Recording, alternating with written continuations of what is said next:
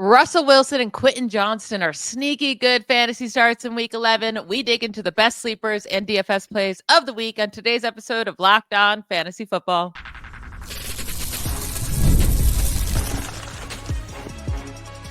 You are Locked On Fantasy, your daily NFL fantasy podcast. Part of the Locked On Podcast Network, your team every day. Welcome into the Locked On Fantasy Football podcast. I am one of your co-hosts, Michelle Magdziuk, and when I'm not doing this, I'm a researcher and fantasy analyst with NFL Network. And I'm your other co-host, Vinnie Iyer, and I'm not doing this. I'm writing about NFL fantasy and betting for sportingnews.com. Today's episode is brought to you by FanDuel. You can enjoy the season with a big return on FanDuel. New customers can place a $5 bet, and you'll get started with $150 in bonus bets if you win your first $5 bet. Visit FanDuel.com to get started. We have our fun Friday show that we always do. We give you our favorite sleeper of the week at each position. And we come up with these together, right? One guy that we both agree on that we like at quarterback, running back, wide receiver, and tight end that you can play if you're in a bit of a desperate need, or actually these are just guys we think are going to have a pretty solid week in general. And then we get into our daily fantasy fun and give you our favorite prize picks and our FanDuel lineups. Let's start with our sleeper of the week at quarterback. We're going with my dude, Russell Wilson. Yeah, it's pretty easy, and we want to make sure we get this right after the Jared Goff debacle of last week. He still put up 2 touchdowns, but we could have done without all those turnovers. 5 interceptions. Yeah, that was a little too much. So Russell Wilson, he's been really good. He's been a really top fantasy performer in 3 of the last 4 games that he's had the opportunity to start and have a significant role for the Steelers. So this matchup has been the best, really, outside of the Jaguars. The Ravens have given up the most points there to the passing games in this league, and it's not getting better. They just don't have a lot of bodies there. It's going to be their weakness. They're built better up front to stop the run. They're weaker on the back end, and his receivers are locked into him, whether it's George Pickens as his go-to guy, Mike Williams as their latest addition. Pat Freiermuth scored last week. So there's an easy path for Russell Wilson to produce touchdowns and also high volume playing opposite Lamar Jackson. Yeah, I mean, he scored 18 fantasy points in 2 of his 3 starts, or 18 or more. He had a 24-point game and an 18-point game in 2 of his 3 starts for the Steelers. Like you brought up, the Ravens stink on their passing defense, allowing the most passing yards and passing touchdowns in the NFL this season.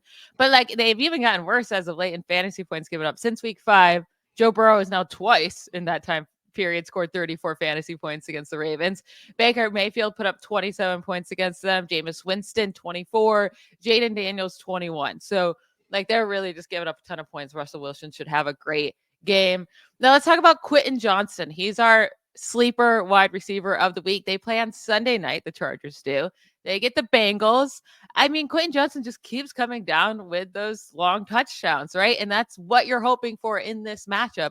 But that's what I expect him to get when, especially the amount of times he's going to be facing Cam Taylor-Britt in this matchup, the cornerback that's giving up the most yards and touchdowns in the league this year. Yeah, it's an interesting Bengals secondary because they handle some of these quicker, smaller receivers well, especially in the slot with Mike Hilton. We talked about that. But on the outside, they are vulnerable to some big plays. They also struggle with guys who have strength and size, the way that Rashad Bateman produced last week for the Ravens. So that's kind of the profile of Quentin Johnston. He's feeling it quite a bit with Justin Herbert, whose volume has increased in recent weeks as well. And I think they'll have to put the ball up more than they would like in this game and pass quite a bit to keep up with the Bengals, who will be successful throwing the ball. So that's also going to help. They just can't run and blow out a team this week. They will be involved in a high-scoring affair, and therefore you want to attach yourself to the best receiving option on this team. Yeah, I mean, over the last 3 weeks, Tylan Wallace, Devonta Smith, Jacoby Myers, and Rashad Bateman all scored 17-plus fantasy points in PPR leagues against the Bengals. So this is just too good of a matchup to pass up. We both like Johnston a little bit more than Ladd McConkey. McConkey should get more targets. He's a little bit safer, but Johnston has such a high ceiling. So I think like both of us really like Russell Wilson, Quentin Johnston this week. These are guys like we want in our lineups, even if we're not desperate.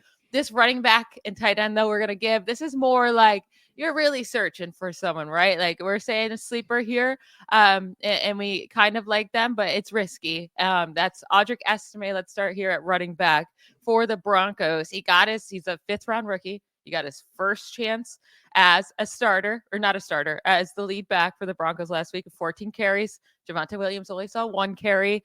He was pretty much the only guy who got any carries in last week's game. Only ended up with 53 yards, but I did want to point out they're playing against the Chiefs, and there's only been 2 running backs to put up 50 or more rushing yards against the Chiefs this year. It's Estime, and then Jordan Mason put up 58 on 14 carries a little bit back against them. And his 3.8 yards per carry, yeah, that stinks normally. But again, the second best among any running back against the Chiefs this year that had 10 plus carries against them. So this Falcons matchup will be much easier than what he saw against the Chiefs. Yeah, the Falcons' run defense is good. It's decent, but it's not like dominant by any means. And the Falcons' pass defense is a little bit weaker. We know that. They don't rush the passer. That also means they're not going to win much up front against the Broncos' offensive line. So this will be a good situation. It just, is he so dependent on rushing yards, and does he have to get in the end zone? So we need the Broncos to play with a lead in this one at some point, or at least be even with the Falcons. This could go either way. It's one of those games that's really hard to read, right? If one team takes control, they could just bury the other team. If not, could go back and forth quite a bit in this one. And I think Bo Nix will also take off and run a little bit. The Falcons do allow quite a bit to quarterbacks, and when he's having a good game, that means the running game also opens up a little bit, because you got to worry about Nix and his legs. So that could also help Estime in this game. Yeah, and if they're going to start utilizing Estime as their lead back, I would fully expect him to be the goal line back too. Yeah. We didn't get to see who would be the goal line back because they never really got into that situation last week. But Estime is 227 pounds, 5'11". Like Yeah. he is like built to be a goal line back. And you brought up like if this is a close game, it should be good for him. Like I don't envision the Falcons being able to beat up on the Broncos defense, especially like the Broncos are playing at home. So I do expect this to be a close game overall. Estime is a solid start. He doesn't get used as a receiver. That's why like the floor is not there and the ceiling's not there. But if he can sneak into the end zone, get you 70 rushing yards on the ground, you'll be happy with that. And now to get to our sleeper of the week at tight end, it's Dawson Knox of the Bills. Dalton Kincaid, who still didn't practice at all this week. It seems like he's going to miss. Huge game against the Chiefs. Knox played 70% of the Bills snaps, with Kincaid getting injured last week. It only was 2 receptions for 40 yards in that game, but the Chiefs are giving up the most receptions and receiving yards to tight ends this year. I think Knox could have a good game in this matchup. Yeah, I think that's what's going to be available a lot to the Bills in this game. And getting also word here that Knox is officially ruled, or Kincaid is actually ruled out for the game. Okay.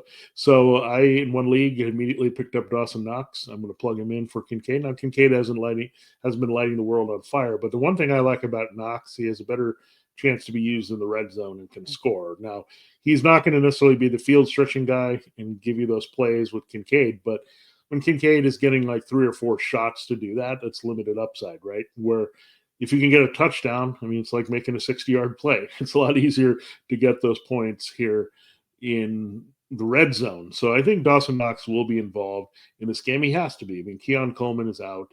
Amari Cooper is dealing with a wrist injury as well.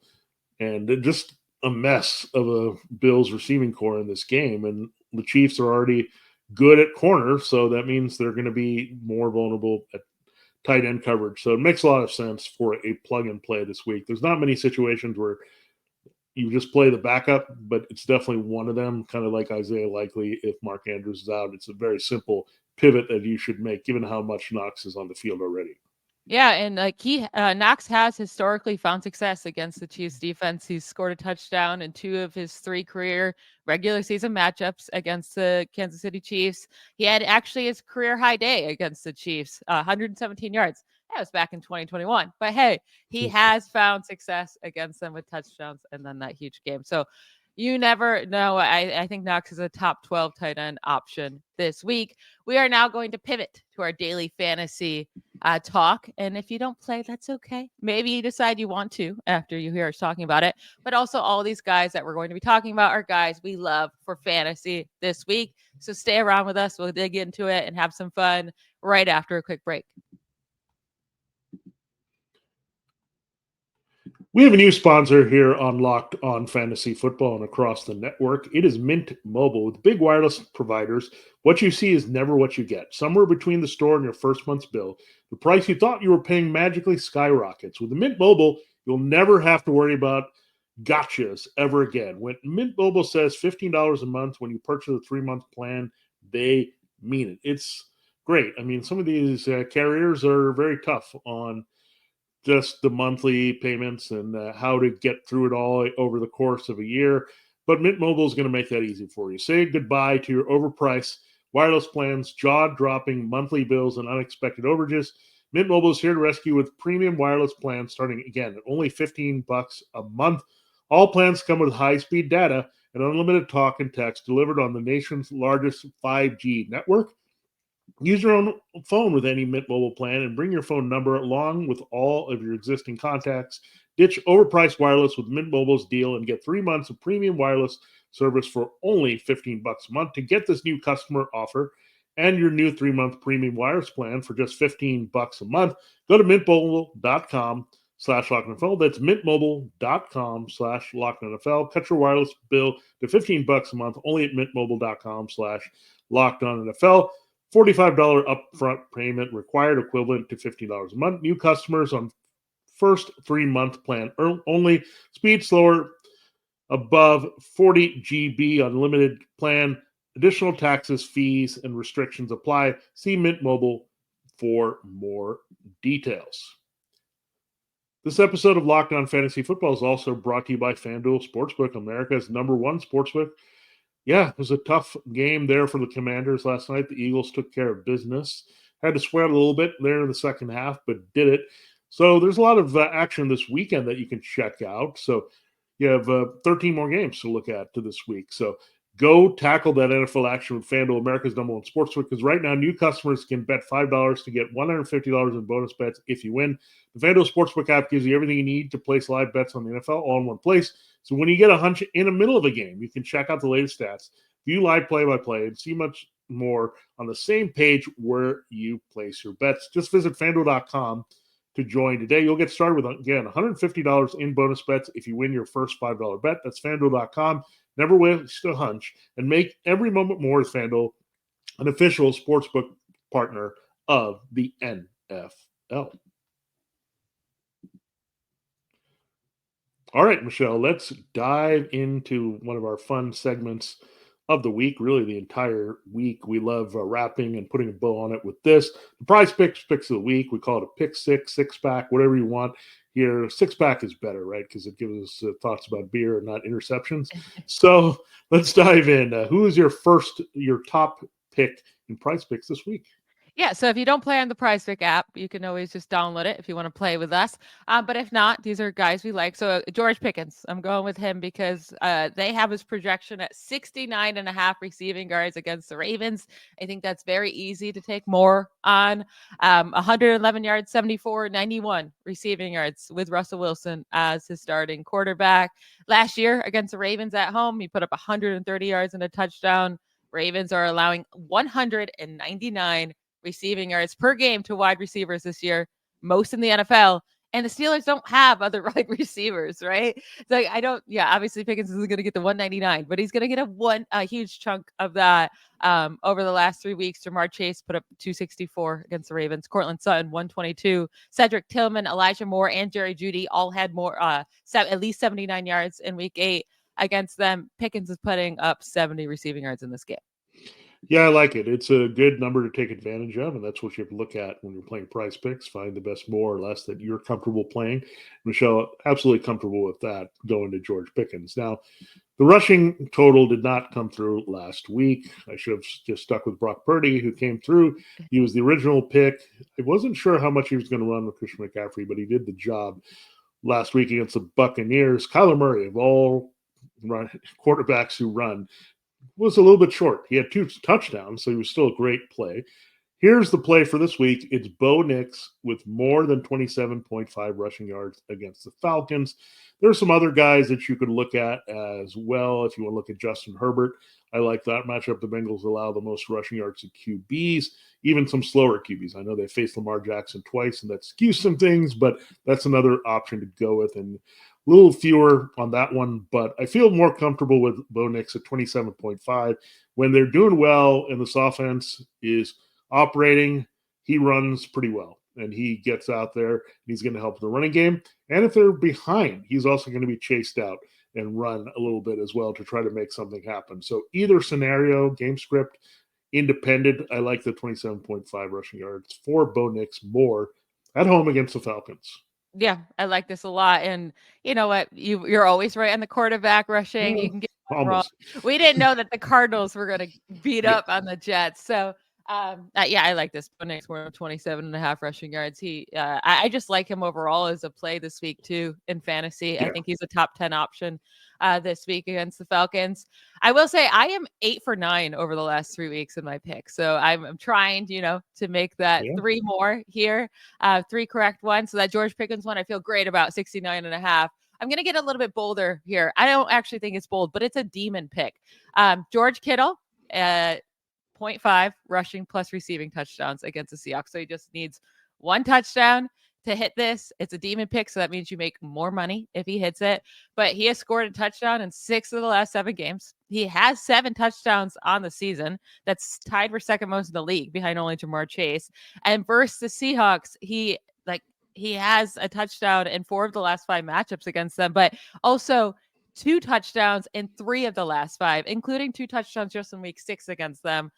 So a demon pick, I couldn't pass that up for him to score a touchdown when he's been doing it like every game this year.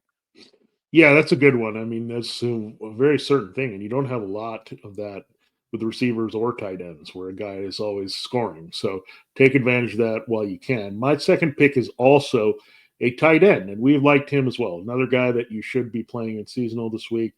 David Njoku, more than 52.5 receiving yards at the Saints. Now, the Saints give up a little bit more than this on average, around 55 yards per game to tight ends.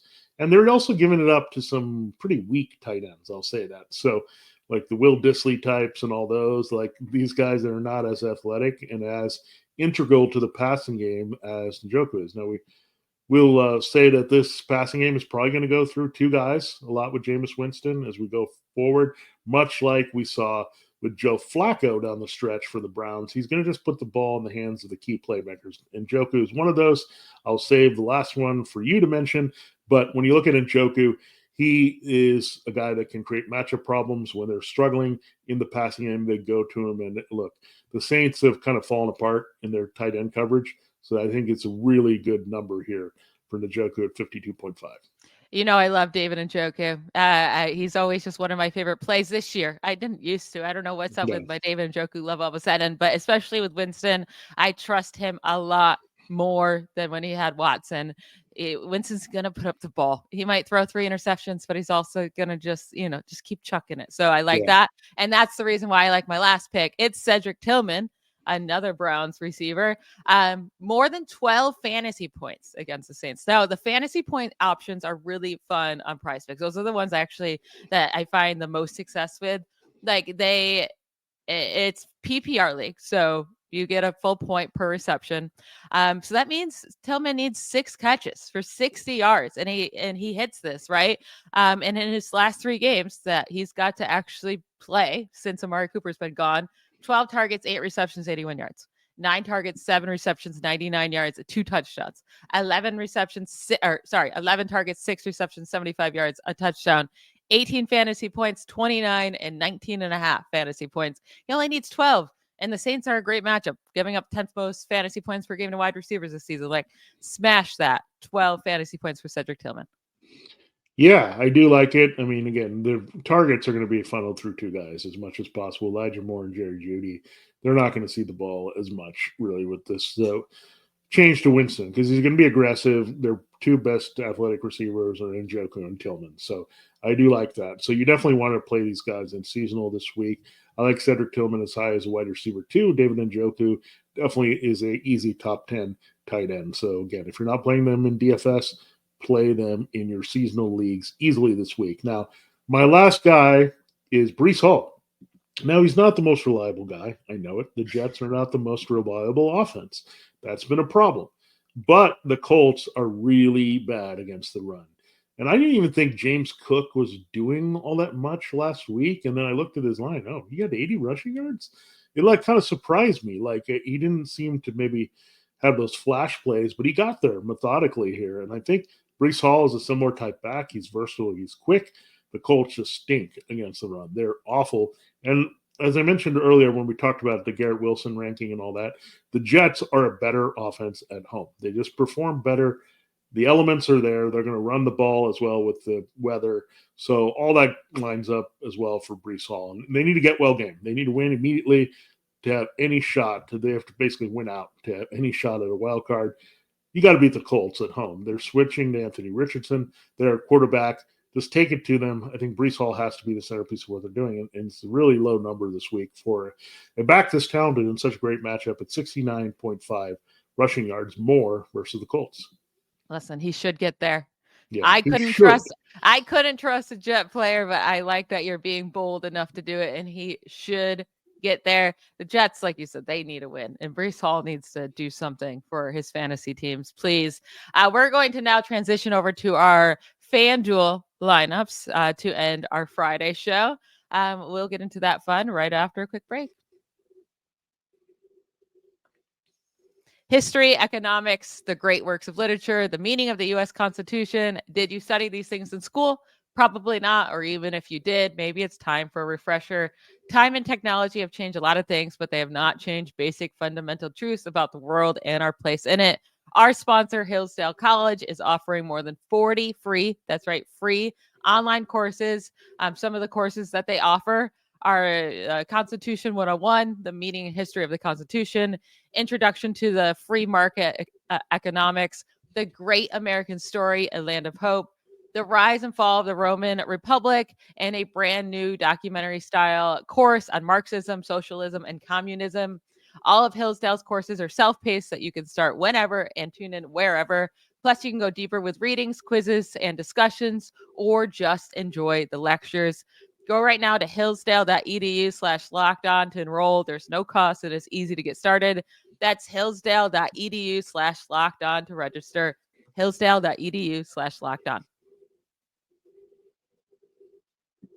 Our FanDuel lineups lately have had a lot of similarities to them. And again, we never compare our lineups before. We're always revealing who we're starting to each other when we're recording this episode. So, Vinny, let's see if we have anybody in common. Who is your quarterback?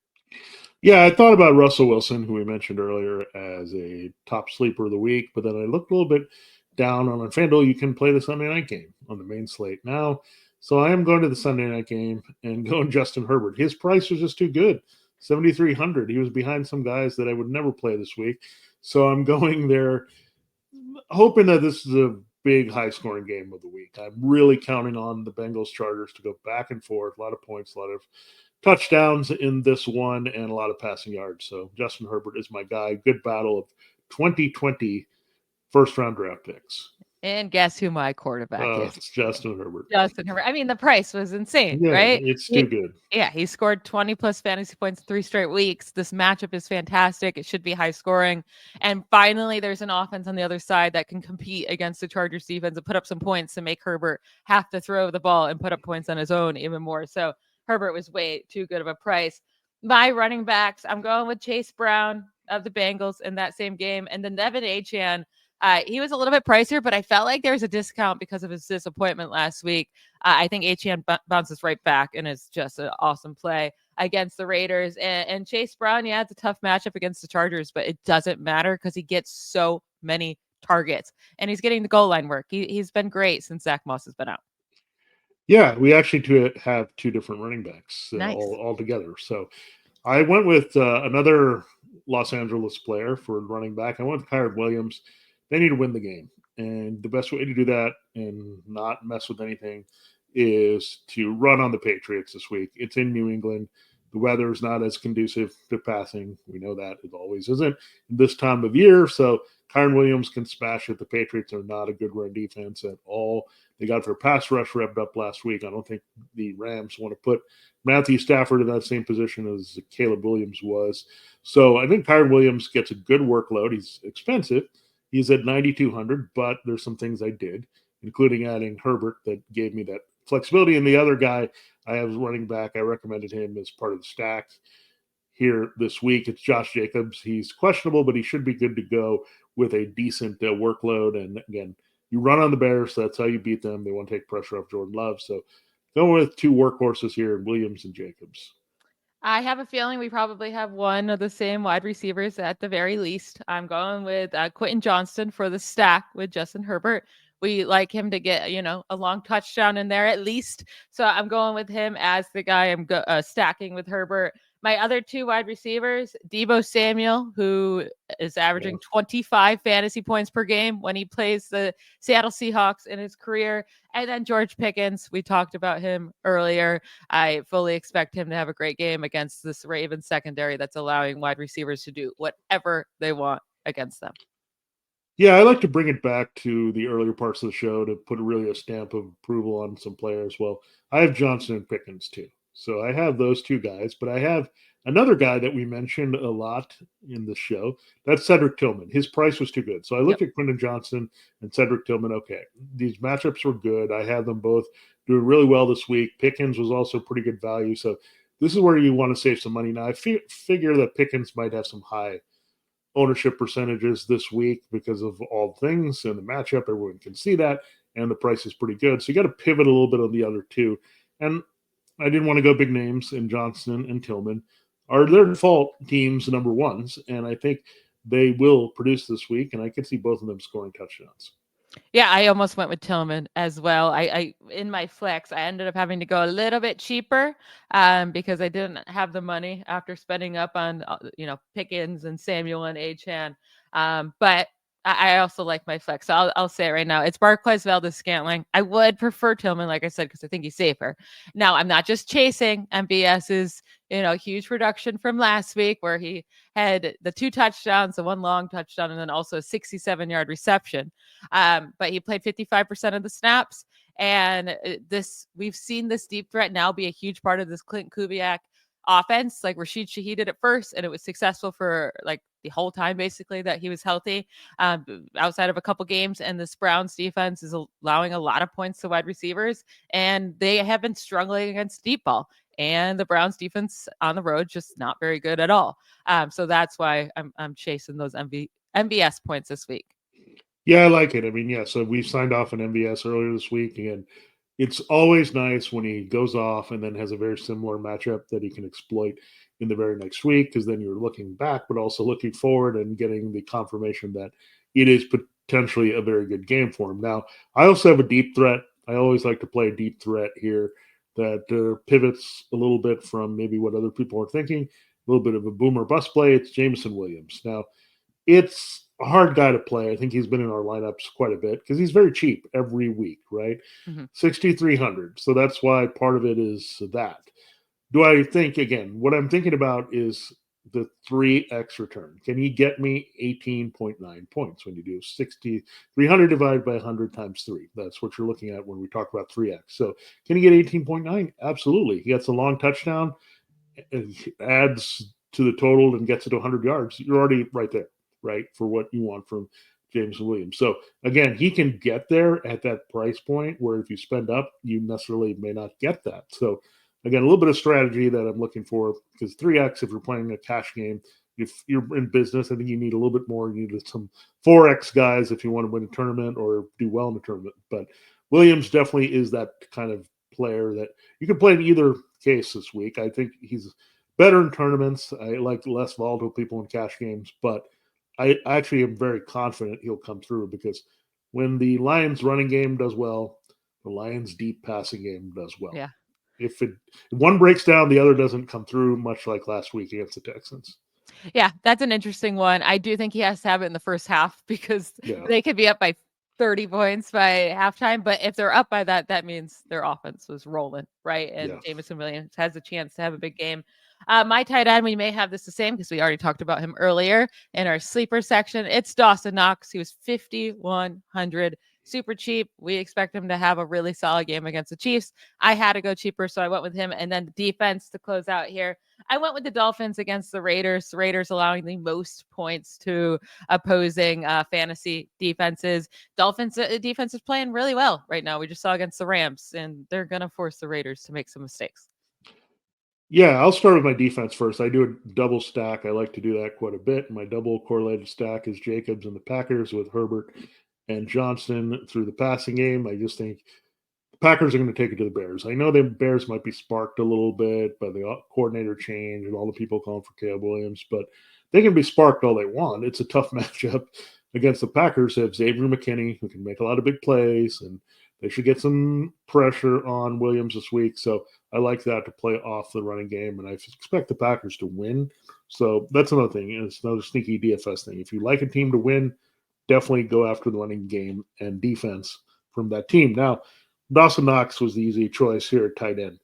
And it became officially official when they ruled out Kincaid for this game with that knee injury. I didn't think he was going to play from the very get-go. The signs were not there. So I think Knox, again, will probably have some high ownership, but it gives you a lot of flexibility with the rest of your lineup if you're not spending too much. At tight end, again, the matchup is fantastic. It doesn't get better than that. He has a good history when he's gotten the targets against the Chiefs. Everything lines up really well. And by the way, go get Knox. If you're struggling at tight end, go get him. It doesn't matter if you have Dalton Kincaid or not. I just saw his ads go through the roof on Yahoo. So I'm sure his ownership and a lot of lineups, you're going to see Dawson Knox this week. That is it for today's episode. That's it for our episodes for the week. Hopefully we helped you prepare. If not, you can find us on our socials and ask us some more questions. Hit that subscribe button on YouTube, please, and give us the like on whatever podcast app you're listening to. We hope you win your fantasy matchups. Have a great weekend. Bye, y'all.